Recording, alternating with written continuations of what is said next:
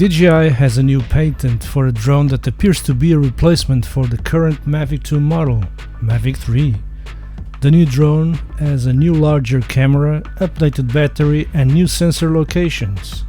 Let's start with the camera. Taking a look at the camera, we can see a boxier design with sharper gimbal arms than found on the Mavic 2. The camera lens has also gotten a new circular shape. Hopefully it supports anti-filters directly like the Mavic Air 2 does. Looking at the battery, we can see the usual power button with the battery indicator light forming a ring around it. Looking further back, we are able to see 4 dots which appear to be indicator lights for displaying battery power level. The battery also appears to have new indents on either side of the power button.